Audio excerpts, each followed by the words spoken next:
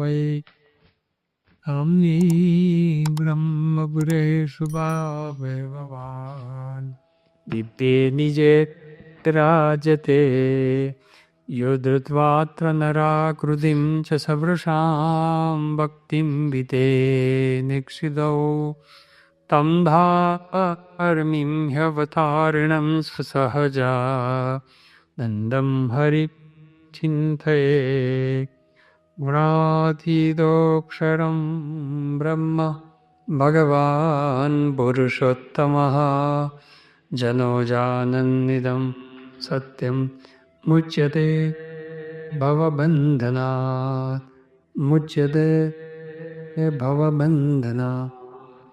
श्री स्वामिनारायण भगवाननी जय। अक्षर पुरुषोत्तम महाराजनी जय। गुणातीतानंद स्वामी महाराजनी जय। भगत जी महाराजनी जय। शास्त्री जी महाराजनी जय। योगी जी महाराजनी जय। प्रमुख स्वामी महाराजनी जय। महंत स्वामी महाराजनी जय। प्रमुख स्वामी महाराज शताब्दी महोत्सवनी जय। સ્વામિનારાયણ હરે વચનામૃત ગળા પ્રથમનું ચોથું નારદજીના જેવી ઈર્ષા કરવાનું. સ્વામિનારાયણ હરે સંવત 1876 માક્ષર સુધી સપ્તમીને દિવસ શ્રીજી મહારાજ શ્રી ગઢડા મધ્યે દાદા કાચના દરબારમાં વિરાજમાન હતા અને સર્વ શ્વેત વસ્ત્ર ધારણ કર્યા હતા અને પોતાના મુખારવિંદની આગળ સાધુ તથા દેશ દેશના હરિભક્તની સભા ભરાઈને બેઠી હતી. પછી શ્રીજી મહારાજ બોલ્યા છે, ભગવાનના ભક્તને પરસ્પર ઈર્ષા ન કરવી. ત્યારે આનંદ સ્વામી બોલ્યા છે, હે મહારાજ, ઈર્ષા તો રહે છે. ત્યારે શ્રીજી મહારાજ બોલ્યા છે, ઈર્ષા કરવી તો નારદજીના જેવી કરવી. જેમ એક સમયને વિશે નારદજીને તુમરુ એ બે વૈકુંઠને વિશે લક્ષ્મીનારાયણના દર્શન કરવા ગયા. તે લક્ષ્મીનારાયણ આગળ તુમરુએ ગાન કર્યું. તેણે કરીને લક્ષ્મીજી તથા નારાયણ એ બે પ્રસન્ન થઈને તુમરુને પોતાના વસ્ત્રાભૂષણ આપ્યા. ત્યારે નારદજીને તુમરુ ઉપર ઈર્ષા આવી છે, હું તુમરુના જેવી ગાન વિદ્યા શીખું અને ભગવાનને પ્રસન્ન કરું. અને પછી નારદજી ગાન વિદ્યા શીખતા હવા અને ભગવાન આગળ ગાતા હવા. ત્યારે ભગવાને કહ્યું છે, તમને તુમરુના જેવું ગાતા નથી આવડતું. પછી વળી શિવ ઉપર તપ કરીને શિવ થકી વર પામીને ગાન વિદ્યા શીખીને ભગવાન આગળ ગાવતા હવા. તો પણ ભગવાન એની ગાન વિદ્યા ઉપર પ્રસન્ન ન થયા. એવી રીતે 7 મન્વંતર સુધી ગાન વિદ્યા શીખ્યા અને ભગવાન આગળ ગાયા. તો પણ ભગવાન પ્રસન્ન ન થયા. પછી તુમરુ પાસે ગાન વિદ્યા શીખ્યા અને શ્રી કૃષ્ણ ભગવાન આગળ દ્વારિકામાં ગાવતા હવા. ત્યારે શ્રી કૃષ્ણ ભગવાન પ્રસન્ન થયા અને પોતાના વસ્ત્ર અલંકાર નારદજીને આપ્યા. ત્યારે નારદજીએ તુમરુ સાથે ઈર્ષા મેળી. માટે ઈર્ષા કરવી તો એવી કરવી છે જેની ઉપર ઈર્ષા હોય તેના જેવા ગુણને ગ્રહણ કરવા અને પોતાના અવગુણને ત્યાગ કરવા. અને તેવું ન થવાય ને ઈર્ષા કરીને ભગવાનના ભક્તનો દ્રોહ થાય. તેવી ઈર્ષા તો ભગવાનના ભક્તને સર્વ પ્રકારે ત્યાગ કરવો. એથી વચનામૃતમ ગઢડા પ્રથમનું ચોથું થયું. ગઈકાલે આપણે જોયેલું કે આ પરમહંસો કેવા નિખાલસ છે કે પોતાની ભૂલ જાહેરની અંદર કબૂલ કરે છે, એ વાત જોયેલી. ત્યાર પછી મહારાજે કીધું કે ભગવાનના ભક્તને પરસ્પર ઈર્ષા ન કરવી. તો ઈર્ષા બાળપણથી જ કેવી બધાના જીવનની અંદર હોય છે. બાળકના જીવનમાં પણ હોય છે. રમતગમતમાં એને ઈર્ષા થતી હોય. પછી સહેજ મોટો થાય વિદ્યાર્થી અવસ્થાની અંદર પણ એને અભ્યાસની અંદર પણ એકબીજા પ્રત્યે ઈર્ષા રહેતી હોય છે. ત્યાર પછી નોકરી ધંધાની અંદર તો સારા એવા પ્રમાણની અંદર આપણને જોવા મળે છે કે કોકનું સારું થાય એ પોતે દેખી શકતો નથી અને અંતરમાં એને બળતરા થતી હોય છે. અને એનું ભૂંડું થાય ત્યારે પોતે રાજી થતો હોય છે. એના મૂળની અંદર આ ઈર્ષા છે. સંત સ્વામી પોતે એક દ્રષ્ટાંત આપતા કે એક ગામની અંદર એક ભાઈ પોતે રહેતા હતા. હવે ભગવાનની કૃપા થઈ એના ઉપર અને સારું ખેતી થઈ, પાક સારો થયો અને સારું કમાયા. બે ભગવાનની કૃપા અને મહેનત, એમને એમ તો કંઈ થતું નથી, પણ મહેનત પણ એવી સારી કરી અને પાક બધો સારો થયો અને સારી ફસલ થઈને બધું ખૂબ કમાયા અને સારો બંગલો કર્યો અને બધું કર્યું. એટલે તરત પાડોશી હતા એને ઈર્ષા થઈ, અને ઈર્ષા કરીને એને થયું કે હારું આને બંગલો થઈ ગયો ને હું હજુ એમને એમ ઝૂંપડાની અંદર છું. અને યોગાનુયોગ કંઈક ભગવાનનું કરવું ને એના બંગલાની અંદર આગ લાગી. આગ લાગી એટલે આ વ્યક્તિ એ વખતના જમાનાની અંદર કંઈ ફાયર બ્રિગેડ ને એવું કંઈ હતું નહીં, એટલે આગ લાગે એટલે પૂરું, જય સ્વામિનારાયણ, આખો બંગલો બળી જ જાય. એમાં કંઈ તમે કે ડોલે ડોલે તો કંઈ ઓલાય નહીં. પણ આ જે છે પાડોશીવાળો એને રાજી થયો અંતરમાં, પણ તો એ ઉપરથી દેખાવ પૂરતા પેલાને ખરખરો કરવા માટે ગયો. મૂળ તો બધું જોવા માટે કે બધું બળી ગયું છે કે કંઈ બાકી રહ્યું છે. એટલે બહુ પૂછતો જાય કે આખું ઘર બળી ગયું? તો કે આખું ઘર બળી ગયું. તો ઘરની અંદર બધી ઘર વખરીથી બધી બળી ગઈ? તો કે બધી બળી ગઈ, ઘર વખરી પણ બધી બળી ગઈ. એમ કરીને એક પછી એક બધું પૂછતો જાય. પણ કે તિજોરી તો બધી લોખંડની હતી ને બધું તિજોરી બળી ગઈ? તો કે તિજોરી બળી ગઈ. તો અંદર તો બધું તમે રાખેલું રૂપિયાનું બધું તો કે એ બળી ગયું, એ બળી ગયું. એમ કરીને પૂછતો જાય પણ અંતરમાં રાજી થતો જાય. આમ બહારથી એમ થાય કે ઓહો બહુ ખોટું થયું, બહુ ખોટું થયું, પણ અંદર રાજી થતો જાય. પછી થયું કે હાશ, એને અંદર થયું બધું જ બળી ગયું છે, રૂપિયા ના અંતે બધું બળી ગયું છે. અને પાછો જતો હતો અને એના મનની અંદર વિચાર આવ્યો, કારું આ તો ઘરની અંદર તો બધું બળી ગયું, પણ એને બળદ ને ગાડું ને પેલું હળ એ બધું તો બહાર રાખતો હોય, ઘર આંગણામાં રાખતો હોય. એ જો રહી ગયું હશે પાછું ખેતી કરીને પાછો વધારે પૈસા કમાઈને પાછો ઉપર આવી જશે. એટલે પાછો પૂછવા આવ્યો કે પણ તમે ઘરની બહાર પેલો તો સમજી ગયો કે તારા મનની અંદર છે ને એ બધું પણ બળી ગયું છે, કે તારા મનમાં છે પણ બધું બળી ગયું છે. તો જો વ્યક્તિને અંતરની અંદર કેવી બળતરા થતી હોય છે એ આપણને ખબર પડે. સંતો દ્રષ્ટાંત આપે છે ને કે એક ભક્તે પોતે શિવજી ઉપર તપ કર્યું પ્રસન્ન કરવા માટે. એનો થયું કે ભાઈ આપણે મહેનત કરીને મરી જઈએ છીએ પણ કંઈક બે પાંદડે થતા નથી, પૈસા કંઈ મળતા નથી. તો ભગવાન ઉપર કંઈક પ્રસન્નતા પ્રાપ્ત થાય ભગવાનની, અને કંઈક ભગવાન વરદાન આપે ને સુખ્યા કરે તો સારું. એટલે ભગવાને શિવ ઉપર શિવજી પ્રસન્ન થયા. અને શિવજીએ કીધું માગે તે આપું. તો કે ભગવાન તમે જે માગો એ આપવા તૈયાર છો? કે આપવા તૈયાર છું, પણ કે એક શરત, કે શરત છે ને કે તું જે માગે ને તારો પાડોશી છે ને એને ડબલ મળે. એ કે પણ ભગવાન મેં તપ કર્યું, એને જ કંઈ કર્યું નથી અને એને ડબલ મળે. ભગવાન કે પણ તારે જે જોઈતું એ માગી લે, તારે જે રૂપિયા બંગલા, જે કંઈ દીકરા, જે કંઈ સંપત્તિ ઘરેણા, જે કંઈ જોઈતું બધું માગી લે, એ બધું આપીશું. પણ કે પહેલાંને ડબલ. પણ કે વગર મહેનતનું. પણ ભગવાન કે તને વાંધો શું છે એને ડબલ મળે એમાં? તો કે ભગવાન વિચારવું પડશે આમાં. તો વિચારીને આવતીકાલે માગું તો વાંધો નથી ને? તો કે વાંધો નથી, કાલે માગજે, 24 કલાક આપીએ છીએ. એટલે તો ઘરે ગયો, પણ ઘરે જમવા બેઠો, જમવાનું ભાવે નહીં, કારણ કે વિચારની અંદર ચડી ગયો કે શું માગવું. જે કંઈ વિચાર કરે, કે જે માગવાનો વિચાર કરે તરત બાજુવાળોને વિચાર કે એને ડબલ. એને કેમનું ડબલ? રાત્રે ઊંઘ સુવા માટે કે ઊંઘ ના આવે, પડખાત ફરે રાખે. એને એમ બધો જે કંઈ વિચાર કરે કે હું એક બંગલો માગું પેલા 2 બંગલા મળશે, અને હું આટલા ઘરેણા માગું તો એને આનાથી ડબલ ઘરેણા મળશે, આટલા રૂપિયા માગું ને એનાથી ડબલ મળશે. તમ આખી રાત પડખા ફરે ને ઊંઘ ના આવે. ઈર્ષ્યાવાળો કેમ બળે, અંતરની અંદર બળે. અને પછી ત્યાં સવાર પડવા આવીને ત્યાં તો એકદમ એને કંઈક વિચાર આવ્યો ને એકદમ ઝપકીને જાગીને દોડ્યો, મંદિરની અંદર દોડ્યો અને ભગવાન પાસે જઈને કીધું, ભગવાન ગઈકાલે તમે જે વરદાન આપ્યું હતું એ પાક્કું છે? તો કે પાક્કું છે. તો કે શું વરદાન ફરી તમે કહો? કે ભગવાન કે તું જે માગે એ તને આપવાનું, બાજુવાળાને ડબલ આપવાનું. એટલે કે પાક્કું છે ને વરદાન? કે પાક્કું છે, તું માગી લે તારે જે જોઈતું હોય. એણે પછી ભગવાનને કીધું કે ભગવાન મારી એક આંખ, મારો એક કાન, મારો એક હાથ અને મારો એક પગ જતો રહેગે.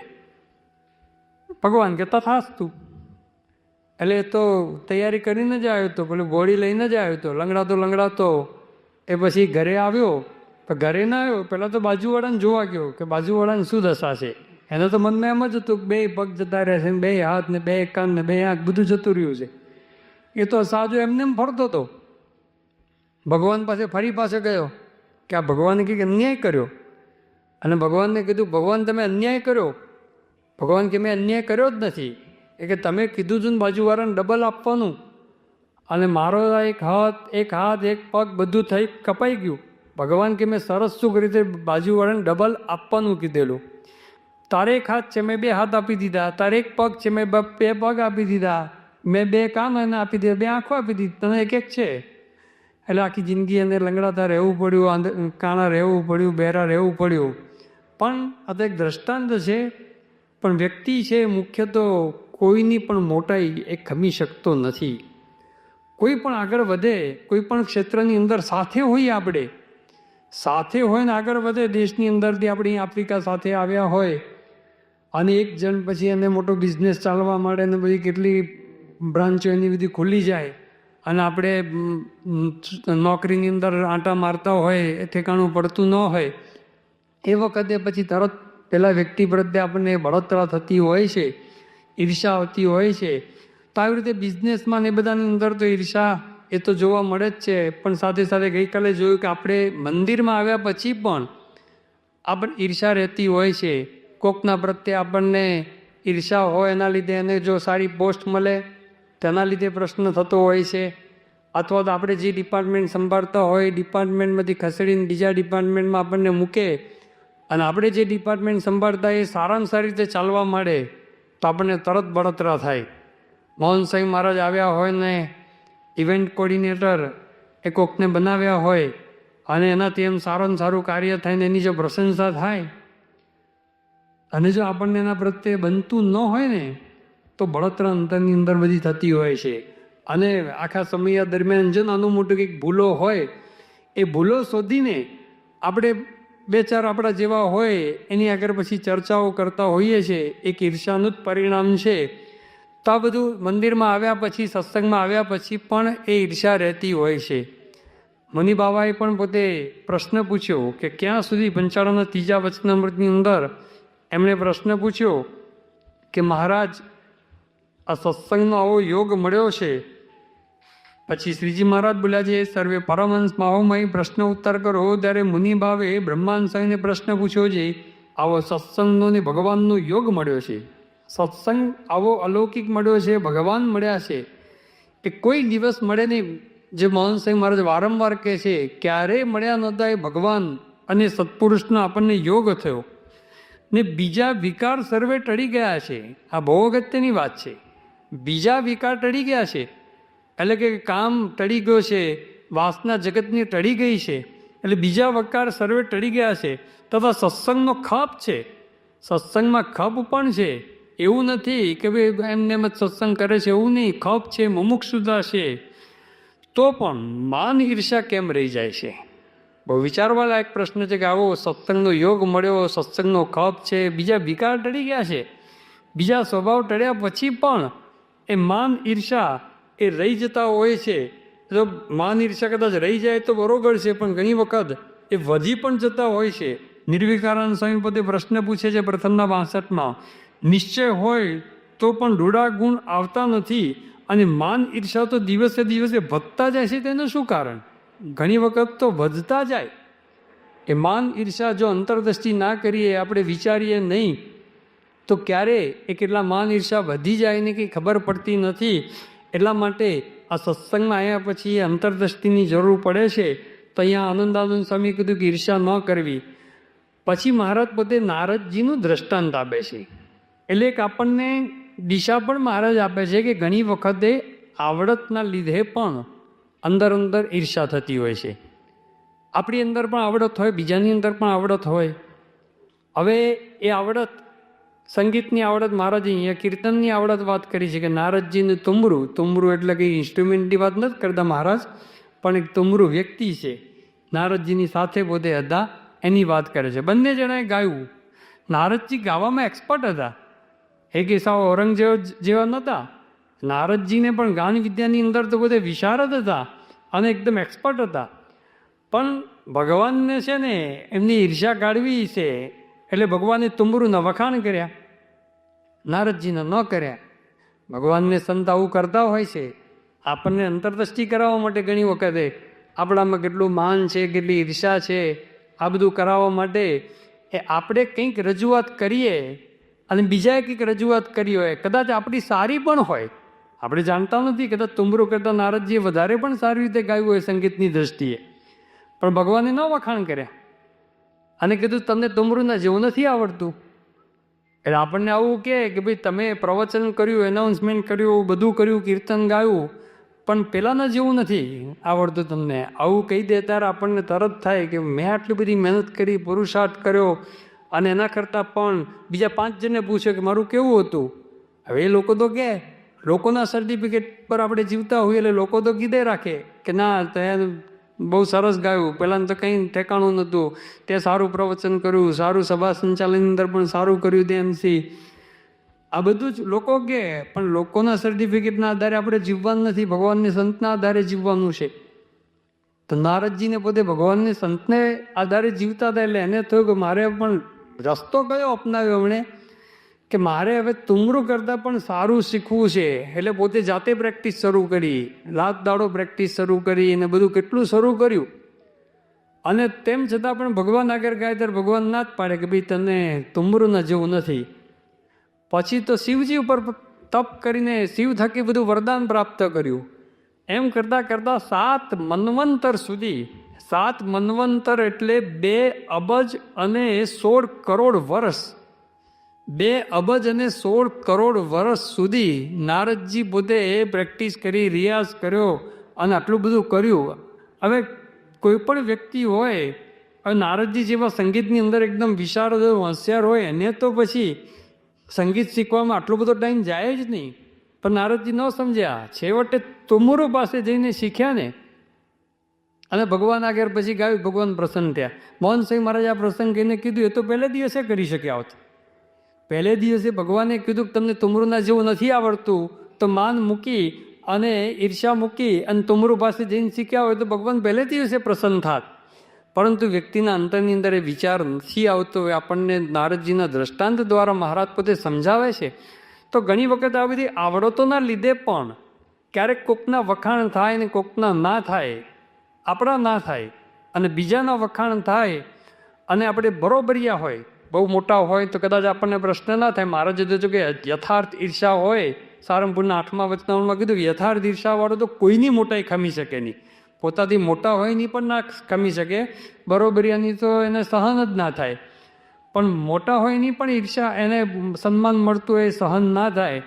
તો મહારાજ કહે છે કે બધી આવડત એ સત્સંગની અંદર આપણે રજૂ કરીએ, બધું કરીએ, એની અંદર કોકની પ્રશંસા થાય, કોકની ના થાય, કોકના વખાણ કરે, કોકના ના કરે, એ વખતે આપણને જો આપણા વખાણ ના થાય, એ વખતે જો ખોટું લાગતું હોય તો સમજવાનું કોકના પ્રત્યે આપણને ઈર્ષા છે. તો આ બધી આવડતના લીધે પણ ઈર્ષાનો એક પ્રશ્ન આવતો હોય છે. તો શ્રીજી મહારાજ એ પણ અહીંયા વાત આપણને સમજાવે છે. પછી ક્યાં સુધી પહોંચે છે ઈર્ષા? શ્રીજી મહારાજ પોતે એક વખતે સૂતા હતા અને 2 ભક્તો પોતે પગ દાબતા હતા. એ પગ દાબતા હતા, એમાં બેયને અંદર અંદર એકબીજા પ્રત્યે ઈર્ષા. એટલે આ જમણા પગ જે દાબતો હતો એ પોતે મહારાજના ડાબા પગે ચૂંટીઓ ખણે, ડાબા પગવાળો જમણા પગે ચૂંટીઓ ખરે. શ્રીજી મહારાજ કે તમારા બેની ઈર્ષાની અંદર પગ તો મારા છે કે એને ખ્યાલ નથી આવતો વ્યક્તિને કે આમાં ભગવાન દંડાય છે. મહારાજ પોતે એક ગામની અંદર ગયા, 2 બહેનો રહેતી હતી, એમાં એક જણની રસોઈના મહારાજે ખૂબ વખાણ કર્યા. એટલે બીજાને થયું કે મહારાજ આની રસોઈના વખાણ કરે, બીજે દિવસે પોતે આમ સારામાં સારી બનાવી. મહારાજને પૂછ્યું કે મહારાજ કેવી રસોઈ? કે મહારાજ કે પહેલાં એમના જેવી નહીં છે. એટલે થયું કે એની રસોઈ આવ્યું. ત્રીજે દિવસે ફરી મહારાજ એમના તે જમવાના હતા. એટલે થયું કે આજે ખબર પાડી દો મહારાજને. અને રસોઈની અંદર પેલા મદદની અંદર તો ગયા, પણ શું કર્યું કે પેલા 2 આગા પાછા હતા તો બધાની અંદર દાળમાં શાકમાં બધાની અંદર મુઠ્ઠી મુઠ્ઠી ભરીને મીઠું નાખી દીધું. પછી મહારાજ જમવા બેઠા ને પછી મહારાજને પૂછતા જાય કે મહારાજ આજે કેવી રસોઈ બની છે? શ્રીજી મહારાજ કે રસોઈ આજે ખૂબ સારી છે, તમારો હાથ હોય એવું લાગે છે. કે તમારો હાથ હોય એવું લાગે છે. ભગવાનને ખારું જમાડે ત્યાં સુધી ખબર રહેતી નથી. અને એથી આગળ વધીને આપણે જોઈએ છે કે છેક મહારાજને મારવા સુધી પણ પ્રયત્નો થયા છે કે ઈર્ષાને લઈને.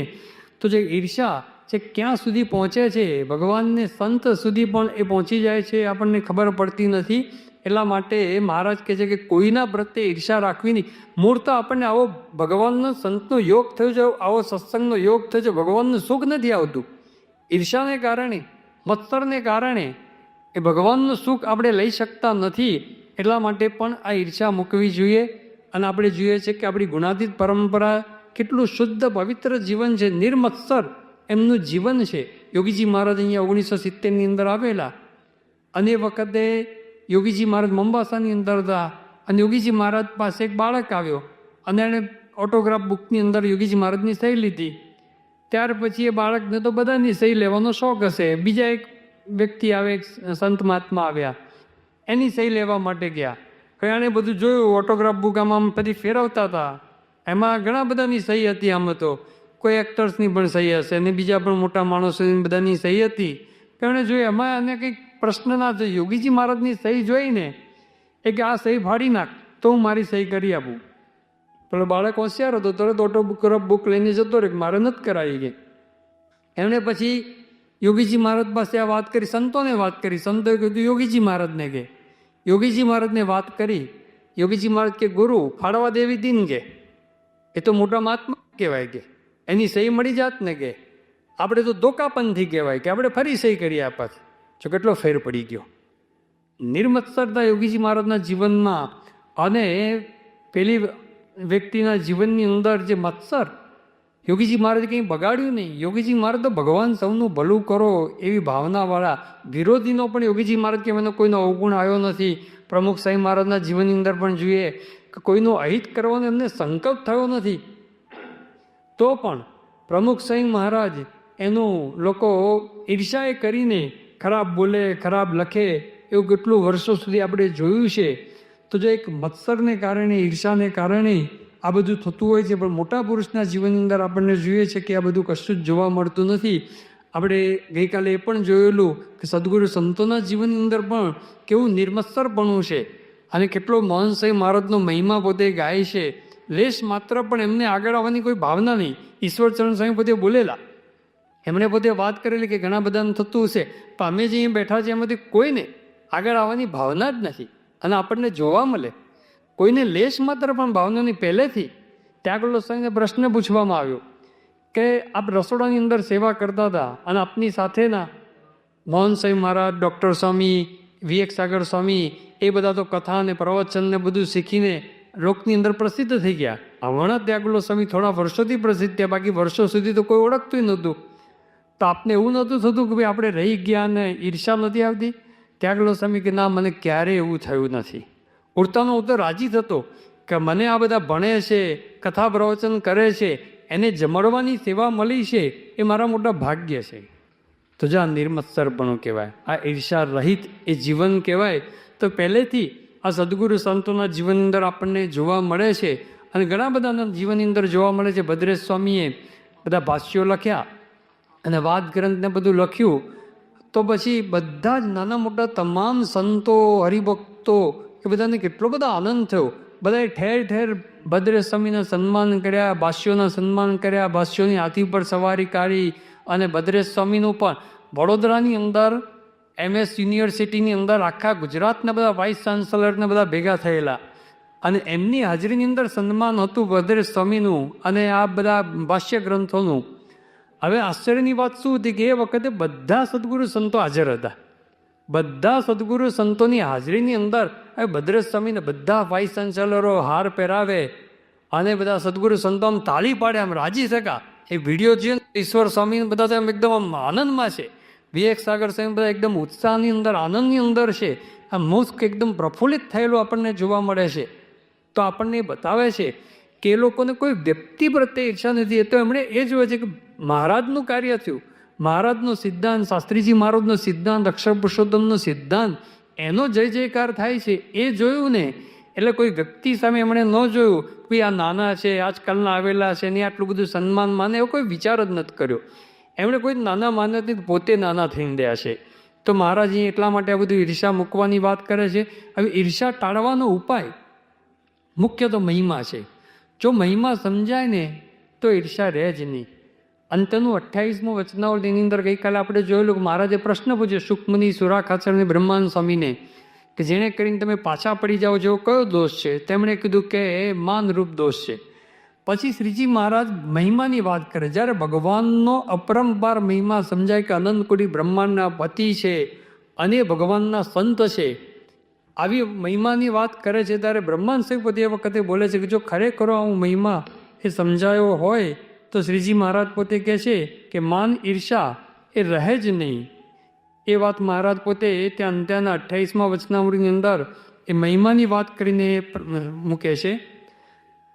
મહારાજ પોતે કહે છે એ ત્રણેય કહ્યું છે, હે મહારાજ માનરૂપ દોષ છે, માટે કોઈક બરોબરિયા સંત અપમાન કરે તો કંઈક મૂંઝવણ થાય. પછી શ્રીજી મહારાજ બોલ્યા છે, અમે પૂછીએ છીએ જે જીવપતયા એવ તે ન યયુ અંતમ અનંતતયા, એવી રીતે મહાત્મે સહિત ભગવાનને જાણ્યા હોય ને એવા જે ભગવાન તેના જે સંત તે સાથે માન ઈર્ષા ક્રોધ કેમ થાય? મારે જે ભગવાનનો આવો મહિમા જાણ્યો હોય, ભગવાનના સંબંધવાળા પછી એ સંતનો ભક્તોનો કેટલો બધો મહિમા છે, એવો જો જાણ્યો હોય તો મહારાજ કે એની સાથે માન ઈર્ષા ને ક્રોધ કેમ થાય? અને જો થાય છે તો જાણ્યામાં ફેર છે. પછી ગવર્નર સાહેબનું બધાનું દ્રષ્ટાંત આપે છે.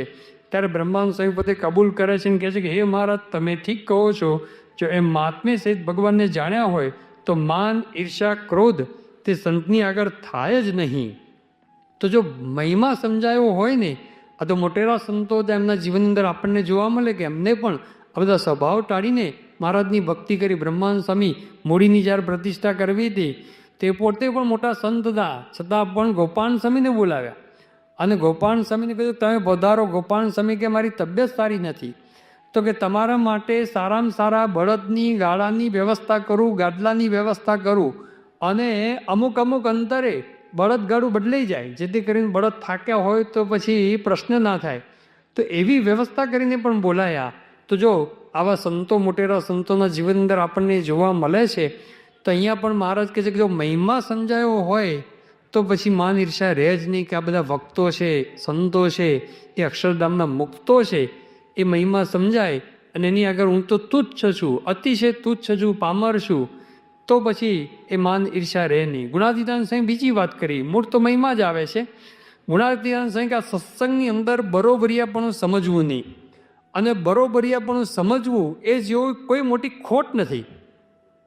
પ્રશ્ન ક્યાં થાય કે બરોબરિયા સમજીએ ને કે હું પણ આ રીતે એ સેવા કરું છું, હું પણ ભક્તિ કરું છું, હું પણ દાન ધર્માંદો કરું છું, અને પેલાનું નામ આવે ને મારું કેમ નહીં, પેલાનું સન્માન થાય ને મારું કેમ નહીં, પેલાને બધાની વાહ થઈને મારી કેમ નહીં, અને હું પણ કથા કરું છું, હું પણ આ કરું છું, આમ કરું છું, હું પણ આયોજન કરું છું, હું પણ મેનેજમેન્ટ કરું છું, અને આના વખાણ થાય છે, આની પ્રશંસા થાય છે, મારી કેમ નહીં? અમે સાથે જ છીએ, સરખી ઉંમરના છીએ. પણ ગુણાતીતાન સંગે બરોબરિયાપણું સમજવું નહીં, બરોબરિયાપણું માનવું નહીં, મોટામાં મોટી ખોટ બતાવી.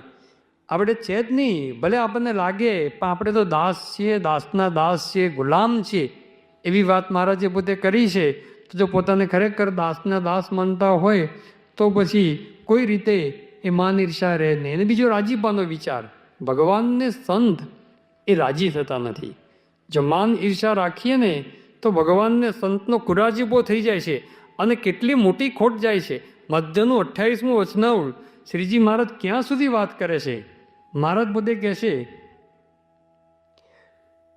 અને જો ભગવાનના ધામમાં છે, શું કહે છે? ભગવાનના ધામમાં છે, અને જો ભગવાનના ધામમાં છે ને ભગવાનનો રાજીપો નથી ને ભગવાનના ભક્તો ઉપર ઈર્ષા છે, ભગવાનના ધામમાં બેઠો છે, અક્ષરધામની પણ બીજા ધામમાં બેઠો હોય, કારણ કે અક્ષરધામની અંદર તો સભા હોય ત્યાં સુધી જવાતું જ નથી, પણ બીજા ધામની અંદર પણ છે, અને ભગવાનનો રાજીપો નથી ને ભગવાનના ભક્તો ઉપર ઈર્ષા છે, તો તે ભક્ત ભગવાનના ધામમાંથી પણ જરૂર હેઠો પડશે, ધામમાંથી પણ પાછું આવવું પડશે.